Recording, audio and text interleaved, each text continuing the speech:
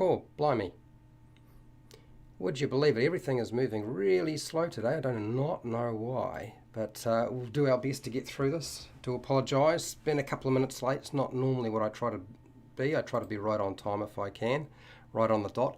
So we're definitely going back to talking about Dragon of Icespire Peak. I have no doubt that the conversation will probably lead into the Lost Mine of Phandelver. That's fine with me, and other topics. That's not an issue as well.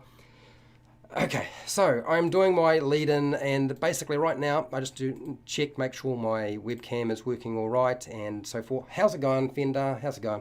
All right, you will find that I put the start time for this video down in the description once YouTube publishes this live stream as a high-definition version, or if they never get round to doing that and too many days have passed, I will put it in anyway. Okay, that's my plan.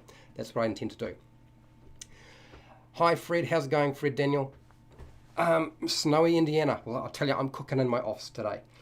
So I do that, but here's the thing with my live streams. They stay public for a period of time. I will make them unlisted eventually when I release an edited version of the live stream where I cut the front and the back. I exclude any of the Q&A, questions and answers, or feedback that I might have during the live stream. Usually that's how it works. If you are subscribed, hit the bell button, turn on notifications. You should always be able to find my live streams. I know that's not necessarily guaranteed, but if you're a patron, you can get access to my live streams because I make sure to put it up for my patrons on the page, okay? Including all of my notes from my videos. All right, so how does this work? If you haven't been part of my live streams, what I normally do with my live streams is I have 2 pages of notes.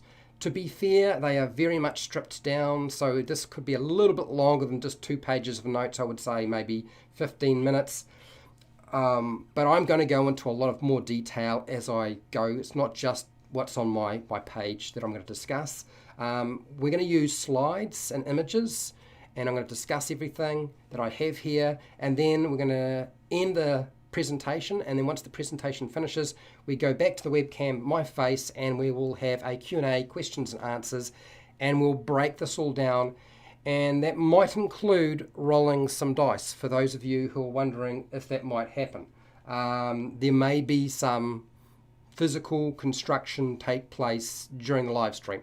I don't know. I'm not too sure. I feel like that's going to be hugely useful, and it's like incredibly stressful to do in a live stream anyway. Okay, so grab some food, some drink, get comfortable, and I will get organized to make sure everything and my little slides are all ready to go. The sound is working fine, which is good news. Video is working good. So food, drink, settle down, get comfortable, and let's do this because we're going to talk about the Dragon of Icespire Peak and NPCs because, of course, there's not an awful lot of information on that, is there? Hi, welcome to How to D&D. My name is Fred Weller, and today I want to talk about Dungeons and Dragons. And yes, I'm going to be talking about Dungeons and Dragons 5e. The topic for today, would you believe it? We're going to talk about building and expanding the NPCs or non-player characters in Dragon of Icespire Peak. This is our Dungeon Master's Guide. It's not suitable for players, although I don't think it necessarily will hurt if you want to watch it later on after you've played through. But since it is a Dungeon Master's Guide and not a player's guide, I would suggest leaving this one alone. There are plenty of other videos you can watch.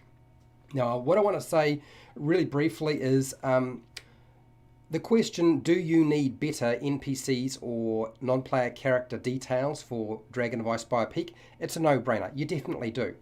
I am going to be referring to Sly Flourish. He has a method for creating NPCs. We're going to use that.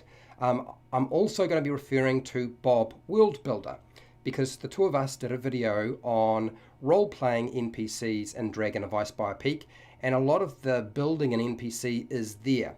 I actually talk probably more about building the characters or NPCs rather than role-playing the NPCs.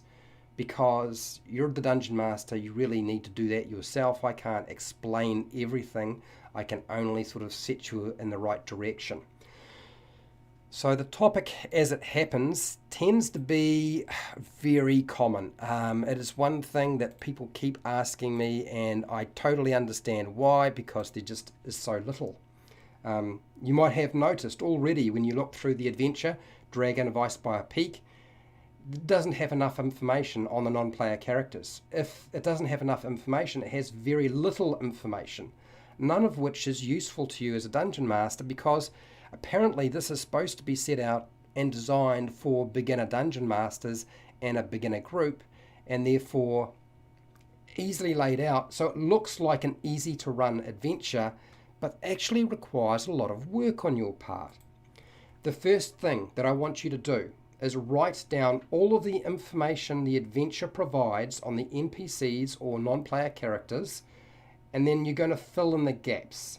The method that I'm providing you with is fill in the gaps. And for those of you who are aware of my Lost Mine of Phandelver videos and the characters that I covered there, the NPCs there, these are the techniques that I use.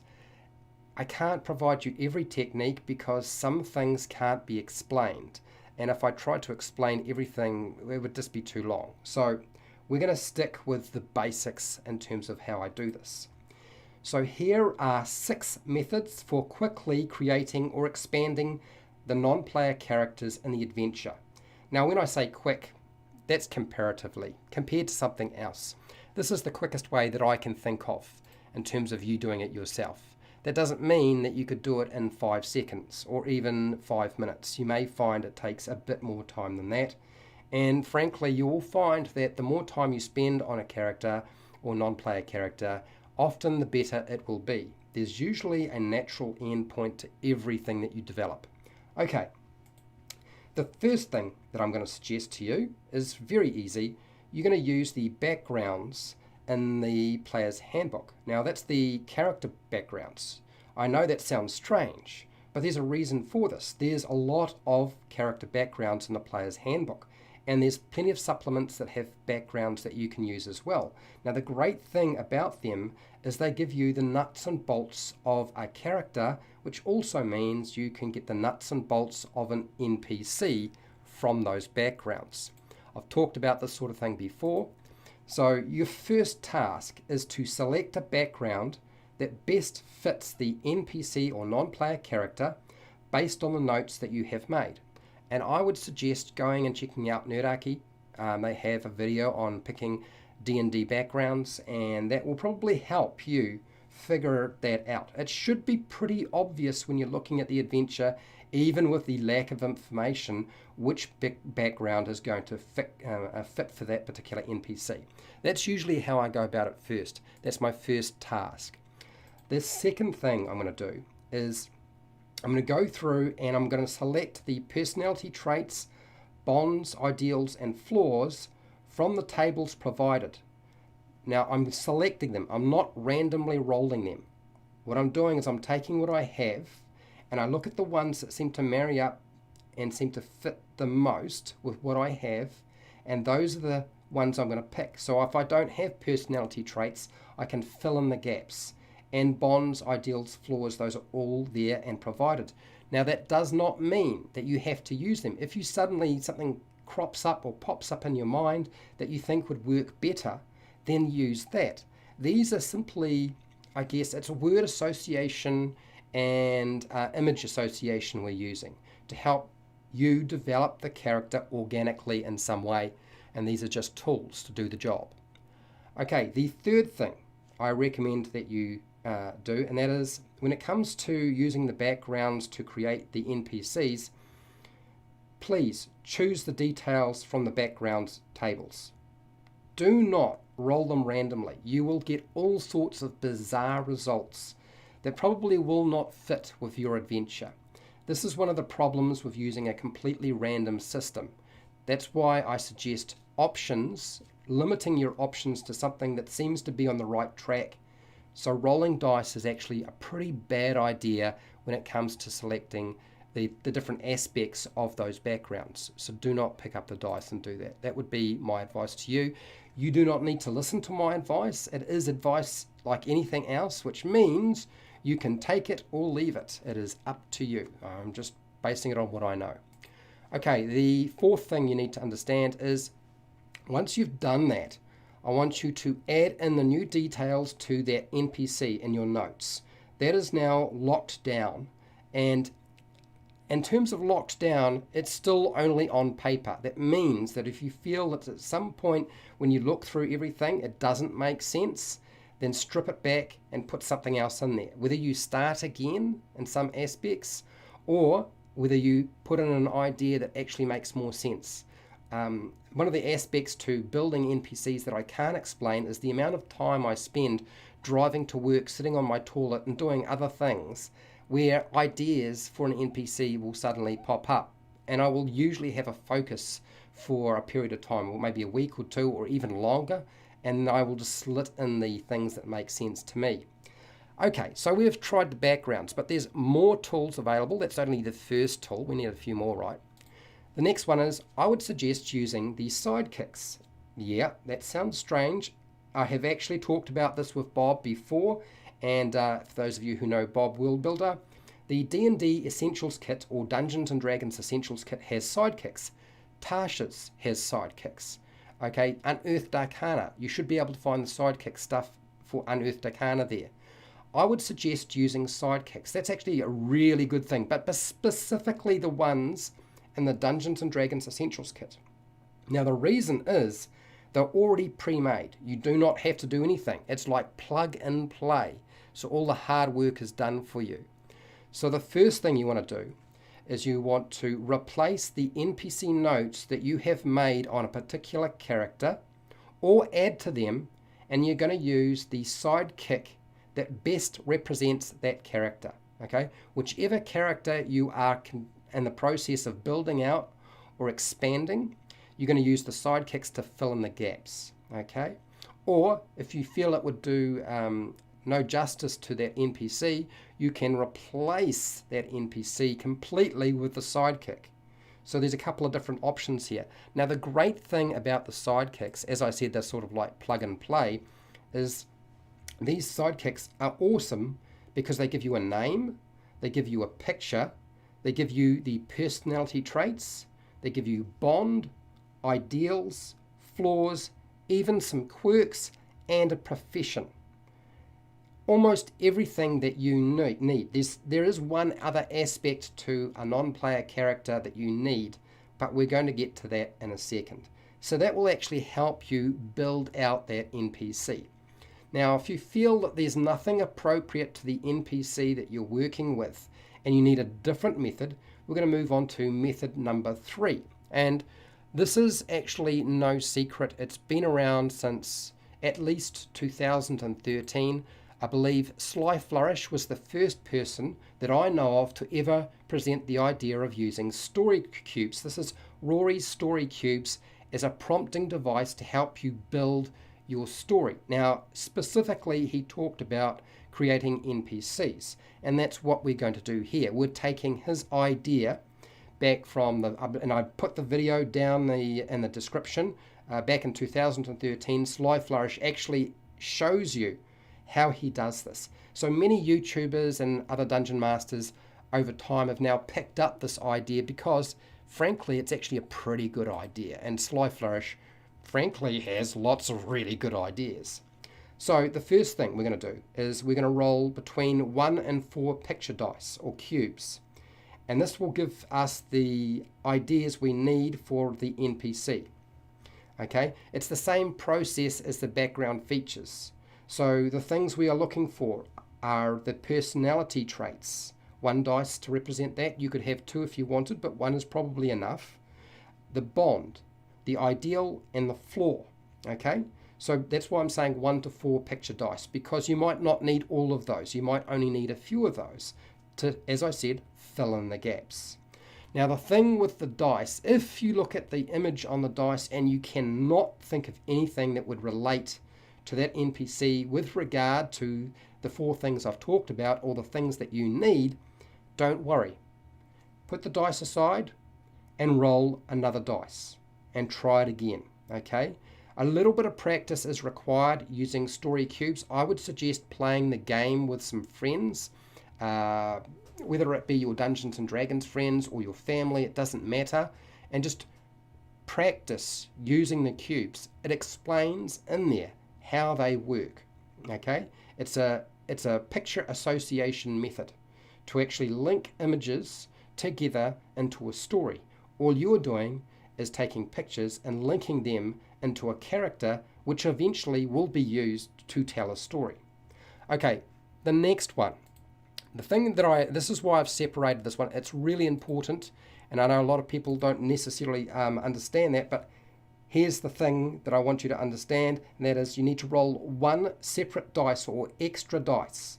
One of those cubes is going to be used to generate an idea for the NPC or non-player character's motivation in the adventure with regard to the characters. Now, sometimes there's two motives. There might be a motive for the adventure and a motive for the, with relation to the characters that the players are playing.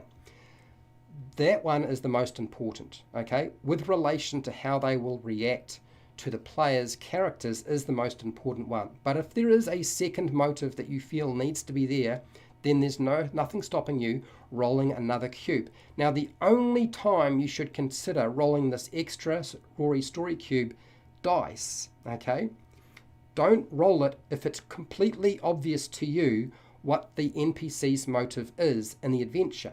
If you know what it is because it's pretty clear and you don't need help with that, don't use the cube. Use your own brain, okay? All right.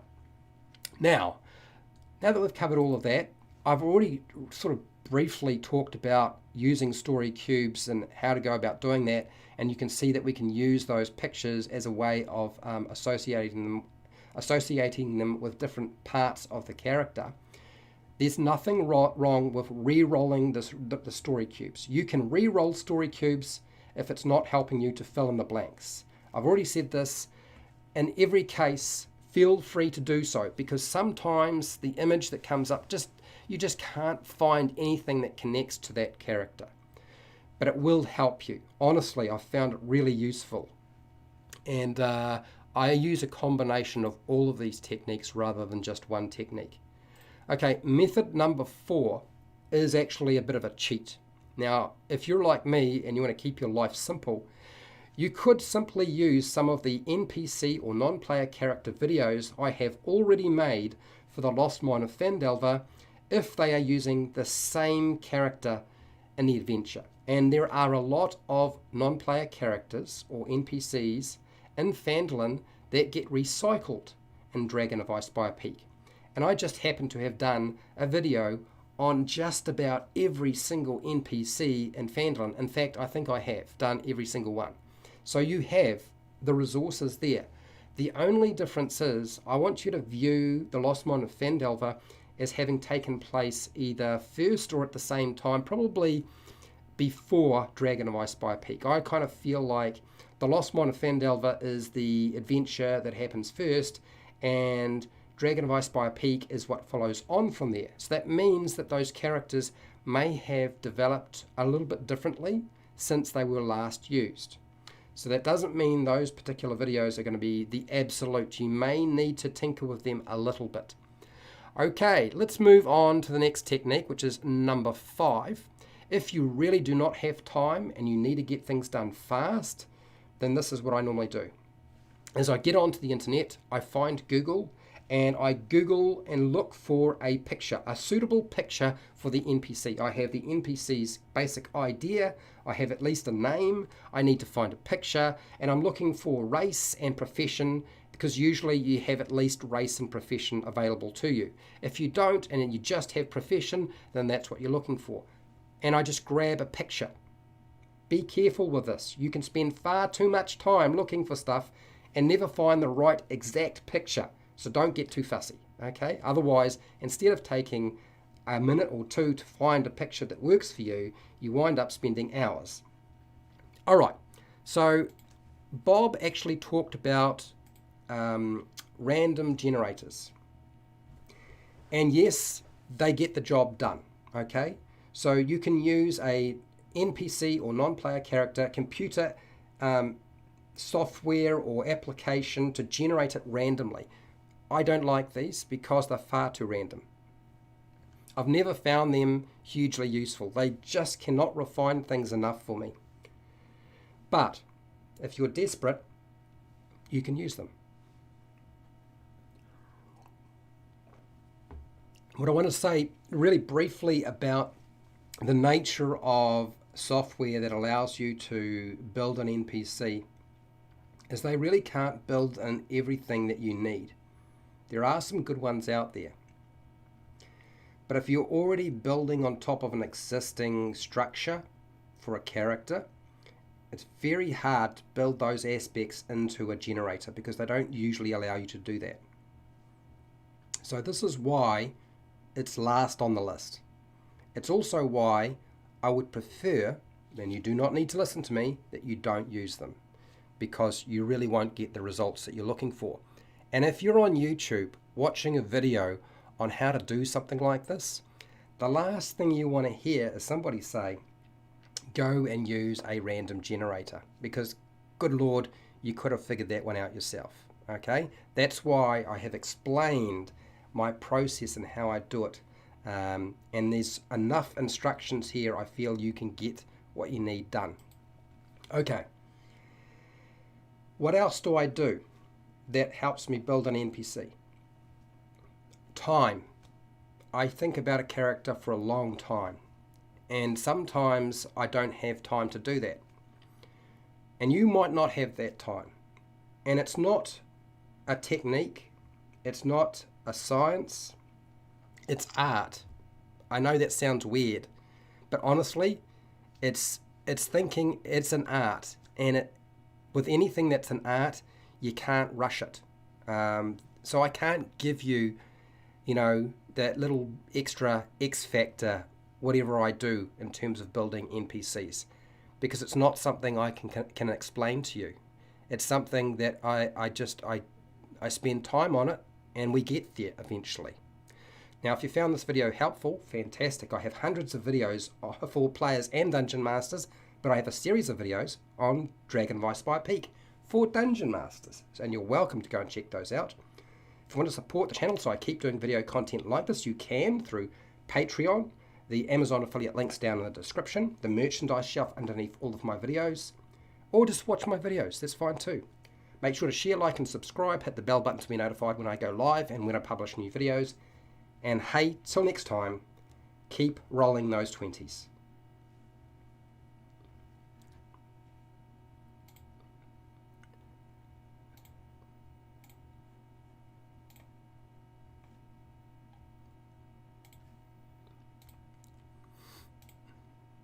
Okay, all right, so we should be getting my face coming back in a second, and we'll get into the chat. There is very few people in the chat, so I do not need to really worry about rushing through here and getting you to do a hashtag question.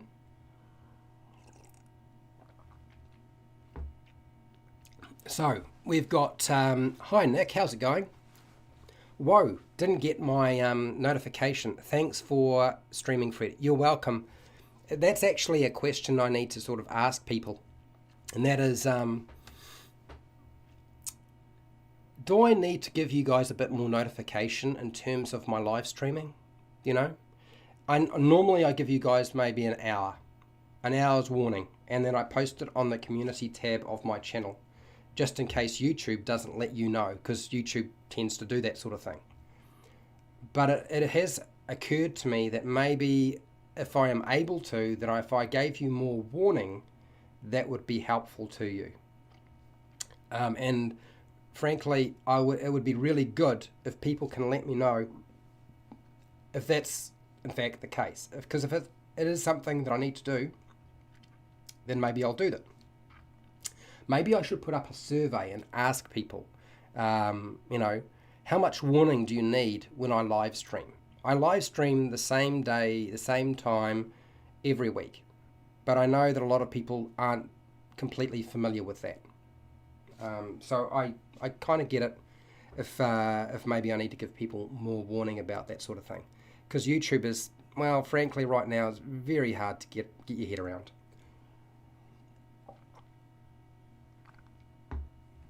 Okay. Oh, before I lose my voice, which I think I will, Albert, I did not get a notification either. Yeah.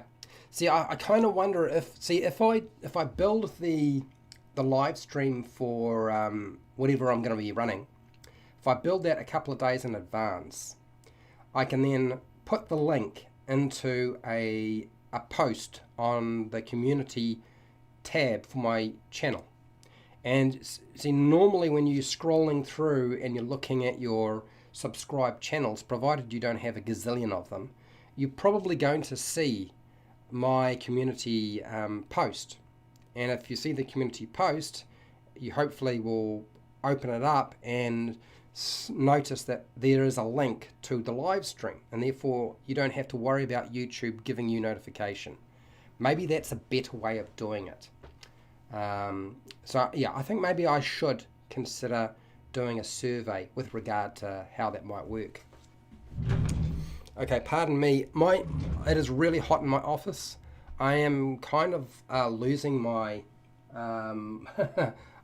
I'm kind of losing myself right now, so I feel really gluggy right now. So we might have to end early, but I thought like a demonstration would be maybe suitable for what we're looking at right now. And I'm going to cheat because that makes sense to me. What do you got here, Fender? I know when you do these live streams, but I miss many due to the maybe some hours in advance would be helpful in my case. Okay, all right. A survey surely would be better. Yeah, I'll do a survey and see what people say with regard to the whole channel, because I know a lot of people like to show up for the live streams if they can. They just don't necessarily know that they are there, and they don't necessarily show up on your feed. And even, look, you can even miss them. Even if you go to my channel, you might not see it there. I didn't see it on my channel today. YouTube, again, is conducting another experiment. So, what we're going to do, I'm going to blow my nose, and you guys are going to just bear with me, and I'm going to change the position of my camera.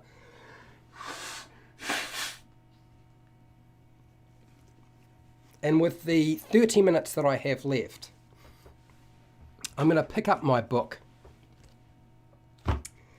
I'm going to open it out and we're going to use the very techniques that I was discussing. Hi John, how's it going? Thanks. I think this video was full of good ideas. Good John. All right, so I guess we'll just open up to a page, and then when we get to somewhere, wherever that might be, that'll be now we're going to skip all of the characters and NPCs in Phandalin. I've already done videos on those. You don't really need them, okay? So just give me a second while I maneuver my camera, since I don't have two webcams, and hopefully you can roughly see what's going on down here.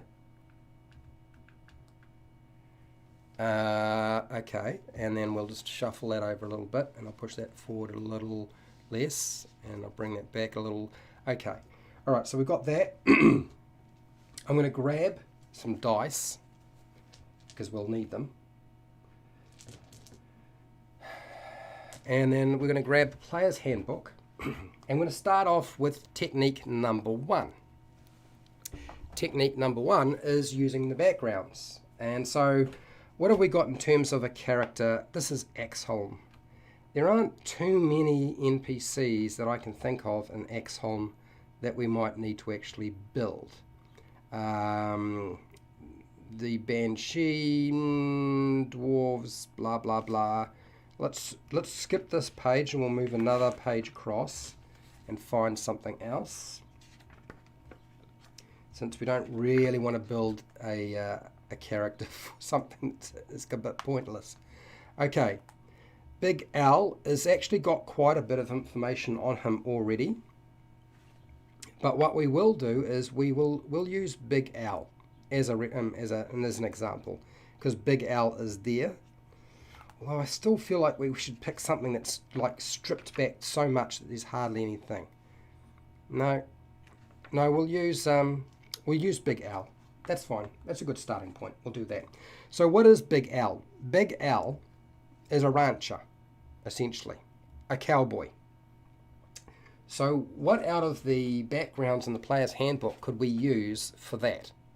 That's our first problem to figure out. And I'm going to scroll on through till I find something that is suitable for him. And I believe we are starting on page 127. And we have the acolyte. I don't think he's an acolyte. I don't think he's a charlatan. He's not a criminal. So none of those are sort of suitable. We've got an entertainer. Again, not really useful. The folk hero, no, I don't think so. A guild artisan. I guess you could say he's kind of like a guild artisan. He's a rancher, so there is a skill involved in that. So we could use that to help build him out. So we'll use the guild artisan, since I don't think there's anything else. And I do apologise if the camera is a bit fuzzy, because I set the distance for the camera for my face, not for this particular thing. And I don't like folk hero. I don't know if you feel that he's a folk hero, you could use the folk hero one, but I don't think that Big Al is really a folk hero. Let's have a look at what we've got here in terms of Big Al. Alfonso Calzon used to be a sheriff of Tribor, a town to the east, where he was known as Big Al. Okay, yep, I guess based on past, he would be considered potentially a folk hero. So you could use that. And he doesn't live alone. He's not on his own. He's actually on a ranch with other people. So I wouldn't say he's a hermit. So we'll go with the folk hero, because that's actually not a bad move. We'll do the folk hero. We'll work with that. Okay. We don't, as far as I know, have that much more information beyond that on Big Al, other than he has a cow, Petunia. Okay.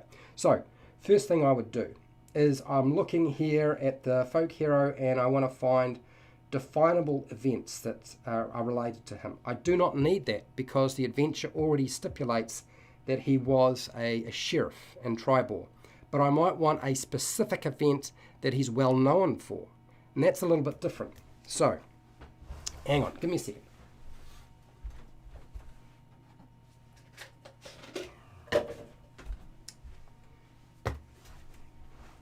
We've got to contain these dice a little bit, don't we? So, first thing is I'm going to grab a 10-sided dice, which is this one. And you know how I said don't roll dice? I'm going to explain to you why. Because if we roll the dice, God knows what we get. That's the problem with rolling dice. So I roll a dice, I get a 5. Does it really mean anything? I led a militia to fight off an invading army. Now he's a sheriff already. That doesn't really make an awful lot of sense. So I'm going to read through these and have a look at the one that I think works the best. I stood up to a tyrant's agent. It could be something like that. I saved people during a natural disaster. Now that actually isn't too bad. We could actually use that. That's not too bad. So number 2 is not a bad one to select. I stood alone against a terrible monster. We could use that one. I stole from a corrupt merchant to help the poor. No, doesn't work for him at all. You see, that's why I do not like rolling dice for this. Number 6 is I broke into a tyrant's castle and stole weapons to arm the people. No, that suggests he's he's not a sheriff. He's more of a robber baron. I feel like it's more. He's not that sort of character. What's the word? It's on the tip of my tongue.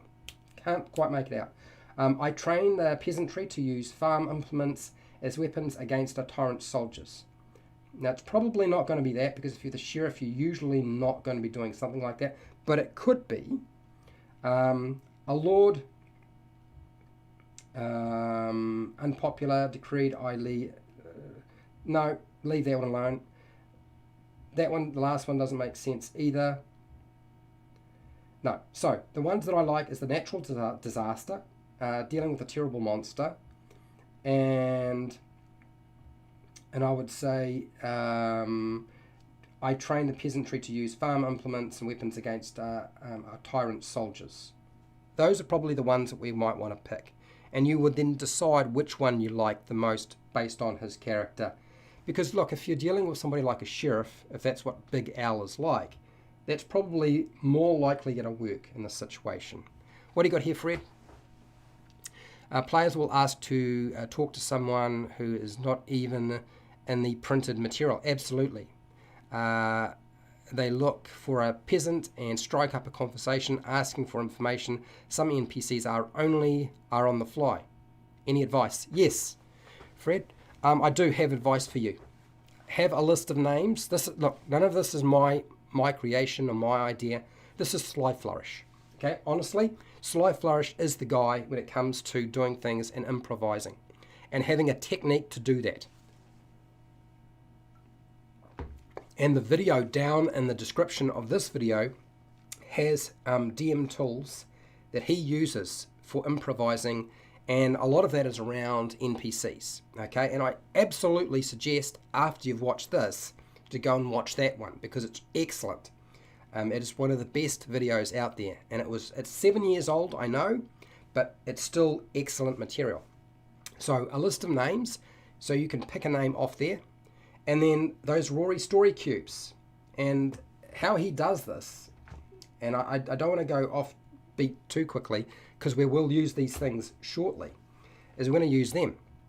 I'm going to use Rory's story cubes, and you would roll about 3 of them, maybe 4 if you really need 4, and you would focus on some of the basic aspects of the character. Okay, so next thing, let's look out at our personality traits. Now, based on Big Al, we don't really have a lot of personality traits to work with. There's not a huge amount. So we've got to look at what we have and figure out what is going to work. Again, we could roll dice, but I don't like rolling dice. And I got it's a 10-sided dice. We need an 8-sided dice for this one. Yeah, it's the 8-sided dice. Okay, so I rolled a 1. So I judge people by their actions, not their words. Now that actually fits pretty well with somebody who is a representative of the law. So that actually could work really well for Big Al. Okay, a no-nonsense sort of person who only is interested in what people do and not their words. It feels very.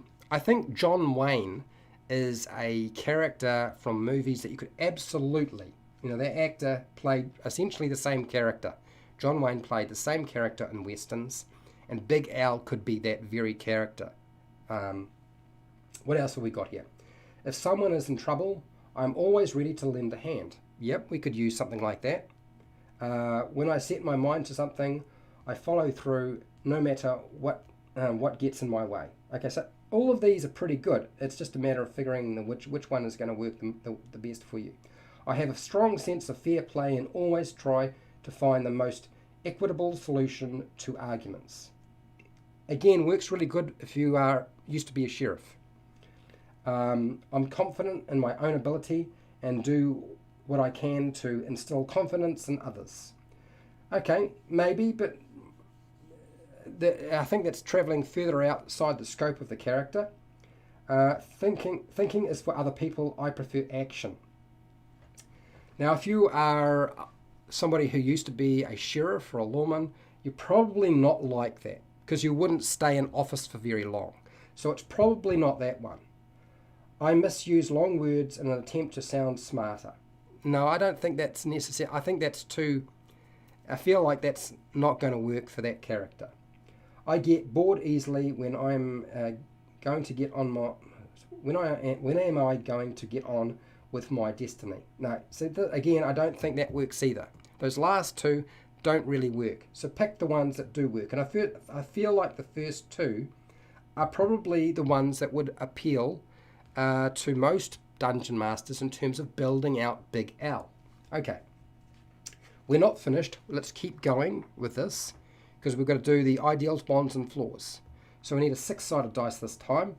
Again, I do not suggest that you do this sort of thing because I don't find that it works very well. I rolled a 5, and it's sincerity. There's no good in pretending to be something I'm not. Okay, so I would be tending to look for something that is more on the good side. I don't think destiny makes sense for Big Al. I don't think might works for Big Al. Okay, if he is a folk hero, there shouldn't really be elements of him that are evil. Freedom. Tyrants must not be allowed to oppress the people. Now that might work based on some of the things we've kind of looked at before. I think probably the more sensible one to select is fairness.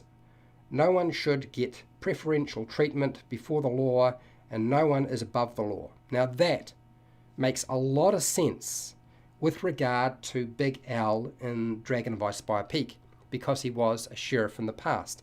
So that would be the one I would pick. I would focus on that one. Erish, how's it going? I'm not sure what you've written down there, so I apologise if I can't really respond to you. Okay, let's deal with the bond.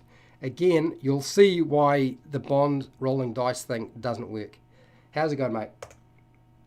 5.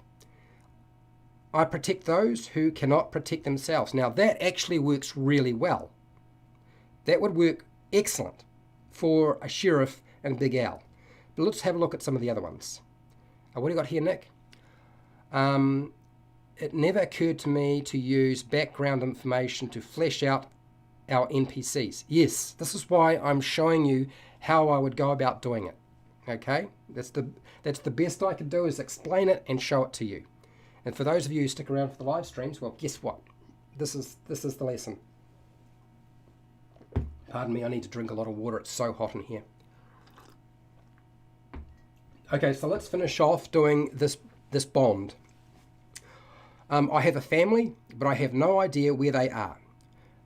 One day, I hope to see them again. Now, I suppose that could be related to him. We don't really, I mean, we can go anywhere with Big Al. I worked the land, I love the land, and I will protect the land. I don't think that really works. So he's a rancher, and I don't feel that ranchers really think in terms of their land as working the land. He's not a farmer. He's bringing up livestock, okay? A proud noble once gave me a horrible beating, and I will take my revenge on any bully I encounter. I think we're straying off the path a bit much. Number 4 here, my tools are symbols of my past life, and I carry them so that I will never forget my roots. Again, we're definitely getting lost by doing that one. I've already looked at 5. That's the one we rolled up randomly, which just frankly I think works perfectly well for Big Al. Number 6, I wish my childhood sweetheart had come with me to pursue my destiny. Absolutely, I don't think that's the right one for Big Al, so I would ditch that one, okay? I know a lot of this is upside down, but I have to read it, not you guys, okay? All right, let's look at the floor. Since we're doing the background, I rolled the dice. Let's see how far off this is for this character. Number 2 for Big Al. Floor is, I'm convinced of the significance of my destiny and blind to my shortcomings and the risk of failure. I don't think that works for him. Not in the slightest. I wouldn't pick that. So let's have a look at the first one. The tyrant who rules my land will stop at nothing to see me killed. Now, in the current situation, in the story that we're looking at, that makes no sense. It might have worked in the past, but it absolutely doesn't work now. Erish, what do you got here? I did a major NPC expansion for this adventure. Okay, good to know. You'll have to tell me more. Okay, I'm working my way through this anyway. Number 3, the people who knew me when I was young know my shameful secret, so I can never go home again. Okay, I suppose it could be that, but we are really we're really going off track. Number 4, I have a weakness for the vices of the city, especially hard drink. Now I can believe that with a cowboy, and I feel like Big Al is a rancher, so I feel like drinking would make perfect sense in this case. So we could definitely look at number 4 as a possibility. Number 5, secretly I believe that things would be better if I were a tyrant lording over the land. I hate this one the most. I hate this one. I wouldn't even pick it. Number 6, I have trouble trusting my allies. No. No, I see, for me, based on watching far too many westerns and cowboy movies and my affinity for enjoying the John Wayne movies, I feel like Big Al is more likely to be a hard drinker. So I'm going to go with that one. That's the one I'm going to lock on to. Not necessarily the vices of the city, but just hard drink, because it's such a common... Now, I know it's very sort of cliche, but you'd be surprised just how well a cliche works in a Dungeons and Dragons game. Is he a Kiwi rancher? He could be a sheep farmer. Now look, so if you look at Big Al in the adventure, so we'll get rid of this. So we've gone through and we've used, not really, as you can see, we didn't really use dice with the backgrounds. We selected the background that we thought worked the best, and we worked with what we had, and it gave us some structure, made life a lot easier. How long did that take us? That took us, because I'm explaining it, almost 20 minutes. But we've got most of the juice that we need. Now, I'm pretty sure he's got a cow that he's very fond of. And I'm pretty sure he is his prized cow. I'm pretty sure Big Al is a cow farmer. He's a rancher for cows. His ranch is around that. Primarily because he's called the Butterskull Ranch. So he must be milking the cows and then turning the cow milk into butter. Okay? So that means that he's definitely a rancher for cows, not sheep. And yes, you had me there. Well done. I got suckered into that one. Okay, so let's have a look at the story cubes. If we were to use the story cubes for Big Al, how might that look? So let's open the dice.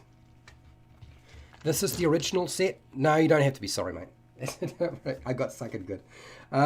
So we're going to get rid of those dice because I don't need them. This is one time when you definitely want to be rolling the dice because the cubes actually give you ideas. So if you feel that that some of the options available for you in the backgrounds weren't going to work, then you don't need to worry about that. Okay. Now the Butterskull Ranch talks about the butter being shaped like a skull, so it gets manufactured that way.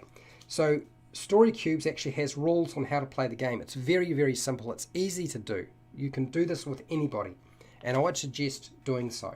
So you grab a few of these dice. We're going to grab 4 and assume that we have to build out everything. Okay, I've got 4 dice. Now I don't have to assign the dice to any particular thing. I just need to roll those dice and then decide where we're going to go with this, because that's all we need to worry about. Okay, so I rolled some dice. Okay, so our first thing in terms of, we could work backwards, we could work forwards, that doesn't matter. So we'll start off with, I think the water fountain is the thing that I like the most. So I'm going to grab that one, and primarily the water fountain makes me think of the fact that it's the sort of thing that is related to drinking. So I'm gonna say that his I guess you might say one of his flaws is that he has a fountain that produces beer that he can drink. Okay? And he indulges in that far too much. Yes, I know that sounds ridiculous, but you don't have to like it. You are doing this. I'm just doing this on camera, okay? So there's the flaw. I want a beer, okay? A beer fountain. That's his flaw. Okay, what's his ideal? What would be the ideal? I'm going to grab the flower, and I'm going to say that I guess the ideal that he's looking for is, being one with nature. And, to a large extent, I think, cowboys are the sorts of individuals who spend a lot of time outside. So actually, that's not a bad one. Maybe his ideal, or what he's ultimately looking for, is to be able to get rid of all of the buttercup that's in his fields that his cows are eating. Because I don't know if you guys know, but buttercup as a flower is actually very bad for milk.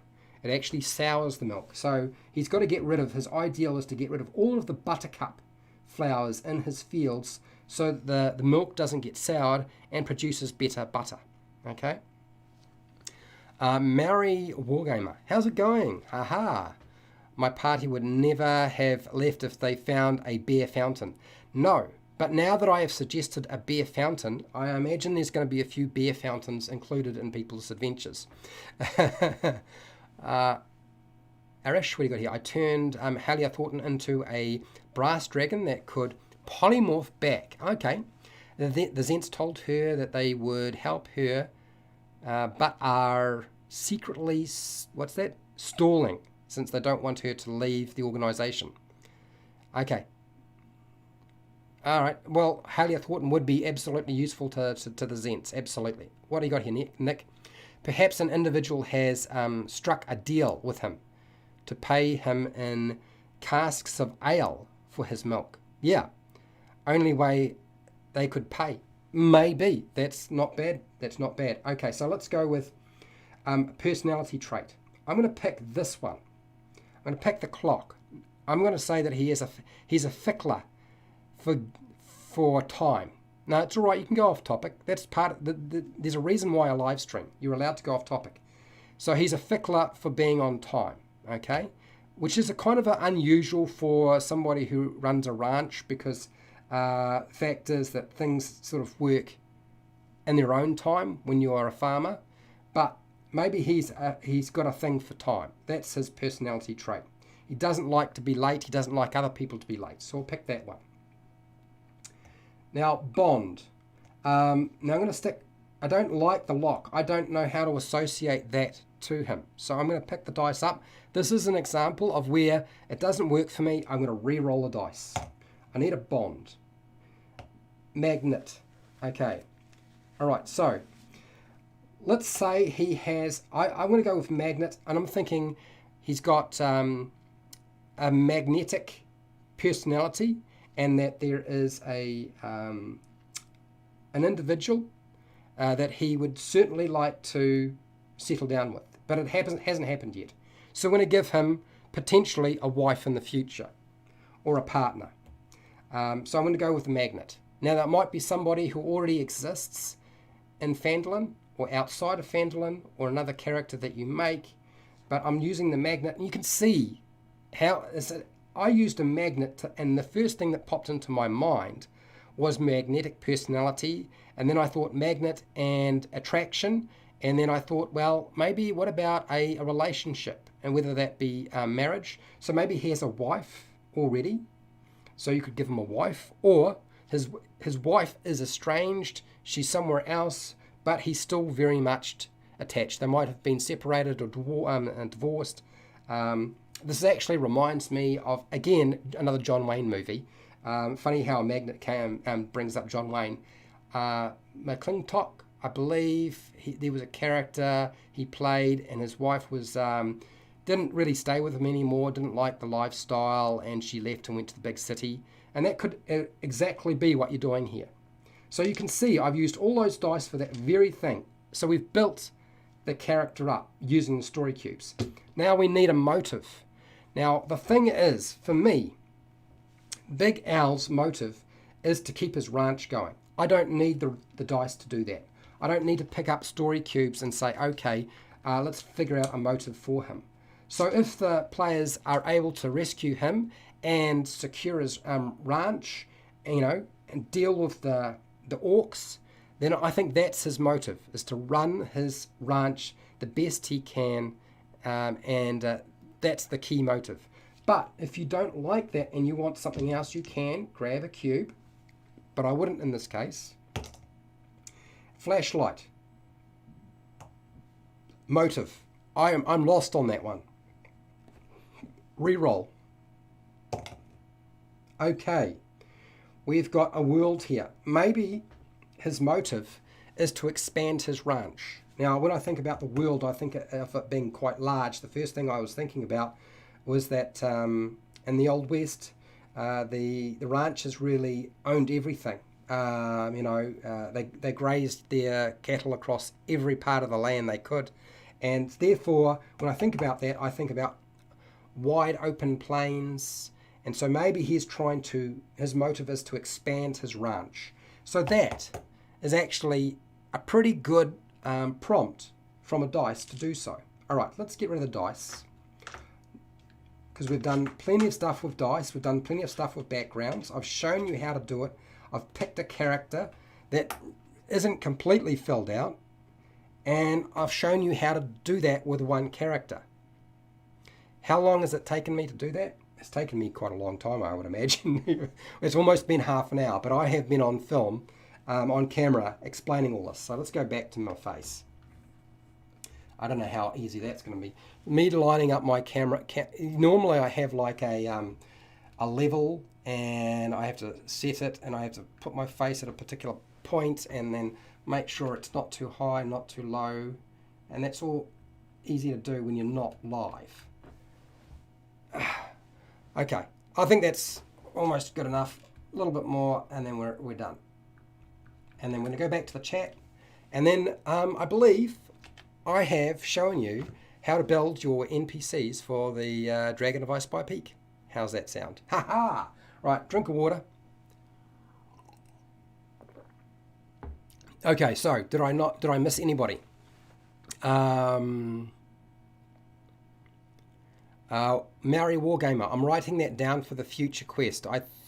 I think never-ending beer fountain is more appealing to my party than the Forge of Spells. Oh my god. Oh, holy Toledo. Yes, absolutely. Well, maybe not. I think there's a lot of people who really want the Forge of Spells to just spit out magic items endlessly. But it's still pretty good. Dear. Fender the Clock is because he is the sheriff and Jules others at high noon. Well, I suppose you could, but he's not a sheriff anymore. He used to be. So I needed to still have it relate to now, and it has to be, I've used that for the personality trait. But you can do it any way you like, and there's no wrong way to do this. This is the thing. When you use these techniques, there's not a wrong way or a right way. There's just a way of doing it. What else you got here? Uses a large magnet, pick up nails in the field so the cows don't step on them. A common tool for ranchers. Well, I suppose that's true, but what was I using? I was using that as a bond. Remember, we were trying to focus on personality trait, ideal, bond, and flaw. Okay? And because his motive is pretty simple to figure out, it should be around, looking after his ranch. Don't get too wacky when you're building your NPCs, when they are pre-existing characters. When you're using a pre-made adventure, my suggestion to you is not to get too wacky with the pre-made adventures. When it comes to your own NPCs that you include into your adventure, and they are totally your creation, that is probably the best time to go absolutely bonkers nuts with the stuff that you come up with. And most of the NPCs that I create that are not related to a pre-made adventure are not human. And they are quite often not elves. And they are quite often not the normal races in the player's handbook. And no, they are not the races or lineages from Unearthed Arcana that have currently been released. Okay, all right. What do you got here, Nick? He knows he belongs with his soulmate, and he would pay handsomely for the information of her whereabouts. Yes, absolutely, Nick. Not bad. Pretty good. Handsomely in milk, though. Well, I suppose you could do that. That sounds very, very strange. I still feel like Big Al is not Weird Al. We're not trying to build Weird Al Yankovic. We're trying to build Big Al. So, yeah. But to each their own. Hi, Joe. Overboard DM. How's it going, mate? I've never used dice like that. Okay, all right, so to give you an idea, I have a lot of videos on using story cubes. I have a huge number of videos, but you should still go and watch Sly Flourish's video, which is down in the description on this technique, because it's not my technique, okay? If you watch the DM Lair, it's not Luke's technique, it's not anybody else. This thing was put up on social media by Sly Flourish, and he's the first person I ever saw doing anything like this, and it's brilliant, okay? And I've used it for many years, and I still use it, and I probably will continue to use it. Now you can buy these things, but you can also get an app on your phone. They are just little cubes with pictures on them. But again, you can see that just using the backgrounds and your normal Dungeons and Dragons dice will still give you a pretty good outcome. You'll still get a pretty good result. What's that, Fred? Thank you, Fred. Fred, as usual, this has been very useful advice and some clever techniques to improve our game. Yeah, now, all of these techniques that I've just discussed, you can use with any pre-made adventure or existing NPC. I know a lot of people, when you're building your own NPCs and you're unsure how to go about doing it, you can use these techniques. You can use the story cubes, you can use the backgrounds, you can Google images, you can just take what somebody else has done, somebody else has done all the work. These are all techniques you can use for your homebrew adventures or campaigns and stories and NPCs. They can be used for any adventure, any pre-made adventure, whether it be third party or Wizards of the Coast, doesn't matter what it is. You can use these techniques and you'll get pretty good results. What you need to do, like I said, is do not rely on it being completely random. You need to have some sort of word or picture association going on, because your brain is actually doing the work. You're just using these as a tool to get them going, okay? Just to get it tuning along. What's that, Nick? I'm seriously going to order those and check out Sly Flourish's take on them as well. Thanks, Fred. You're welcome, Nick. Oh, God. I should have put a link to the story cubes down in my description. I'll remember to do that. I'll do that later. Okay. Sorry about that. I didn't even think about that. That was a bit foolish on my part. Anyway, so we have covered some of the basics on how I build NPCs for my adventures. It doesn't matter what adventure it is. This is often a technique I will use. But the other technique that I also talked about is using the picture, because often a picture tells so much without you having to do very much at all. You don't have to do any of this. You just look at the picture and you can figure out, well, I can. My area of expertise is psychology, so reading body language is something that I do a lot. So I can look at the picture of that character and I will figure out how that character works from what they look like. And that's actually a really good technique as well, but it won't necessarily solve all of your problems. Okay, all right, so we have covered everything that I really wanted to cover for today, which is excellent news. So wherever you are in the world, whether it be the morning, the afternoon, the night, or the early morning, please look after yourself, your family, and your friends. Be nice to your neighbors. And hey, till next time, keep rolling those 20s.